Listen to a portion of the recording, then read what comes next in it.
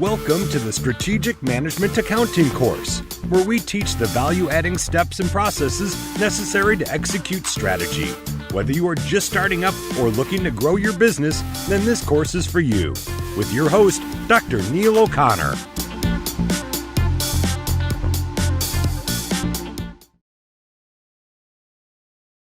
Here's the thing with this, these are qualitative factors that you need to consider for the customer, and I want to bring it home to you. We went through this last week and it's with some of the questions, but here's another example based on what I learned from talking to 1,075 suppliers in China, because all of them are trying to get customers, right?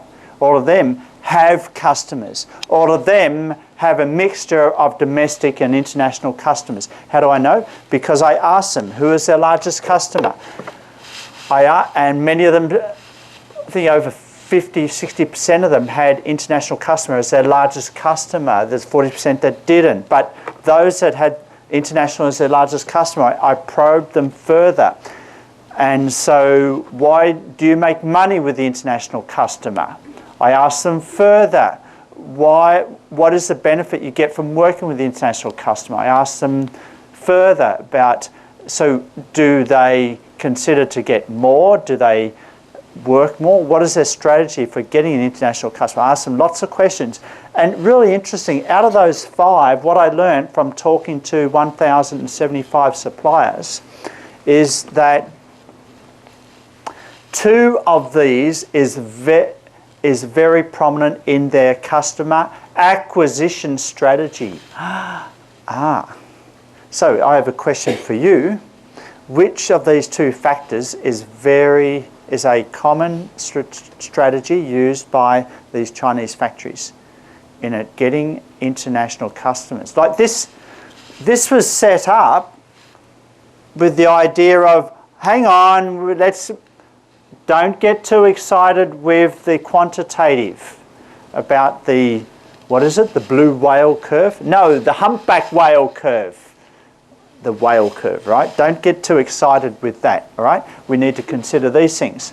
What I'm saying is that actually some of these considerations are strategic reasons why you actually start with an international customer.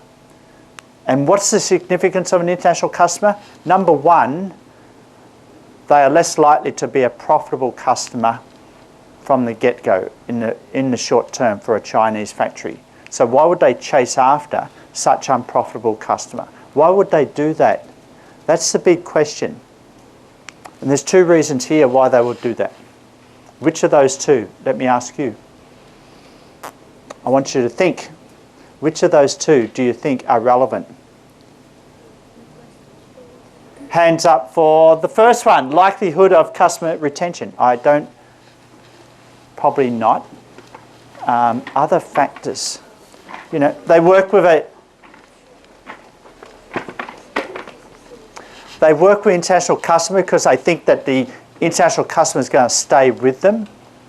No, I don't think so. What about potential for sales growth? Hands up for this one. Yeah, possible. Oh, it's great to see your hands this time. That's great. I like that. Nice and high. Good. Okay. Long-run customer profitability. Maybe, I don't know. Let me give you a real example. My friend who owns and runs a cashmere factory just across the border in Shenzhen, a little bit. It's about an hour or 2 drive from Shenzhen border. This factory sells cashmere sweaters. You know what a cashmere sweater is? Does anyone have one? Do you have one? Are they warm? Yeah, go just like this. But this is wool. This is Australian wool. My mum knitted this for me. Okay, my good luck charm. Thank you to mum. But cashmere sweaters,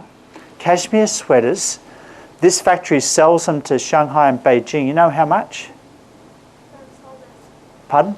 1,000 to 3,000. Yeah, 1,000 to 3,000 yuan, just like that. Do you know how much this factory sells them to Gap and other chain stores in the USA? FOB, that's to the shipping point. in Guangzhou, 400, 500 yuan, the same garments. How come such a big difference? And why would this company ever sell it to the US like that? I want you to think about that. Okay? Do you think, now that I tell you that story, do you think international customers are going to be profitable? Probably not. Probably not. What if I tell you another story about the suppliers that I spoke to that their dream is to become an approved Apple supplier, and then I get to speak to some suppliers that actually realize that dream. They are an approved Apple supplier. I spoke to both type of suppliers. What is the number one motivation? Just to become approved. Are they going to make much money? No, not much. Because Apple's big. Apple's going to be costing down every 3 months, 5%. On average. You're not going to make money out of Apple. You're not going to make money out of most international customers. This cashmere factory, the example explains that. Why do they still supply? Number one, they get paid. They get paid, okay? You're guaranteed to get paid. All right? Number two, okay? Number two, you might learn. You learn from the customers. They send you designs. They send you ideas. They send you ideas that you can incorporate in your own design, and then you sell domestically without telling your international customer. Ah, now there's an idea. Who thought of that? Chinese factories. Okay, that's what they do. What else do they do for the international customers? The ones that worked with Apple wanted to get that approved supplier list of Apple. Remember, there's over 700 suppliers of Apple. Okay, even like Apple released a list less than 2 years ago. They had, I think, on that list about 153, 158 suppliers. They said, here is our approved list. We are transparent. There are world. There's our list. We're telling you everything. No, they didn't tell you everything. They didn't tell you about their second tier and third tier suppliers. Okay. All right. And there's hundreds of them. And those suppliers are not making much money, but they want to be associated with Apple. Why? Because they can go to other customers and say, you can trust us because we are an Apple approved supplier. And it works. And they make much more money out of their other customers. So, number two, tick. I learn from the customer. Tick. Having well-known customers. Tick.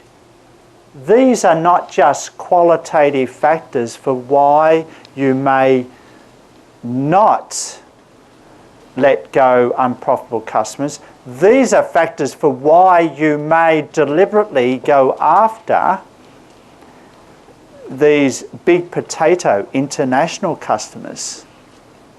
Interesting. And this is what I observed when I was talking to these Chinese suppliers. Wow. And we thought that this was just, you know, a list of things in a textbook that had no relevance to the world around us. Yes, it does. I saw it in these Chinese factories. All right? I saw it in my interviews. Amazing. That number 4 and number 5, huge. Huge motivation for the Chinese factories to work with international customers. Of course, international customers, number one, they have a lot of knowledge. How did BYD? BYD, now one of the largest motor vehicle manufacturers in China. But let's rewind the tape back to 12 years ago when they were just making mobile phone batteries. And they were trying again and again and again. They were trying to become an approved supplier of, guess who? Motorola. You know, Motorola was big 12 years ago. You know the first mobile phone you desired to have, it was probably a Motorola.